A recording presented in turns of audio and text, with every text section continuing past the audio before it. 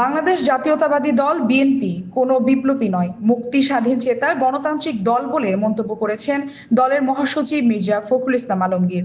তিনি বলেছেন, বিএনপি গণতন্ত্রে বিশ্বাস করে, বিধায় এই উদ্দেশ্য পূরণে সারা জীবন লড়াই করছে। একই সঙ্গে দেশের মানুষও গণতন্ত্রের জন্য শত শত বছর লড়াই করছে। বুধবার দুপুরে রাজধানীর গুলশানের একটি হোটেলে ২৪-এর গণ অভ্যুত্থানে বিএনপির শীর্ষক বইয়ের মোড়ক উন্মোচন এবং ডকুমেন্টারি প্রদর্শনীতে তিনি কথা বলেন।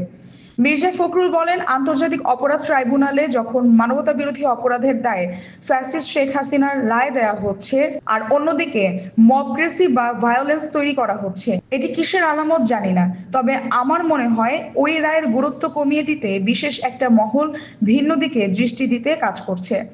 সেজন্য রাজনৈতিক দলগুলোকে এই বিষয়টি খতিয়ে দেখতে আহ্বান জানিয়েছি।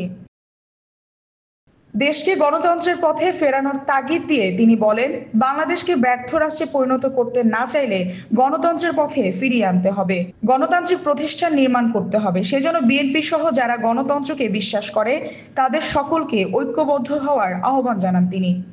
সংস্কার প্রসঙ্গে দলটির মহাসচিব বলেন, আজকে যদি কেউ এককভাবে সংস্কারের দাবি করেন, সেটি সংকীর্ণতা ছাড়া কিছুই না। অথচ এই সংস্কারের কথাই বিএনপি দীর্ঘ সময় ধরে বলে আসছে বলেও মন্তব্য করেন তিনি।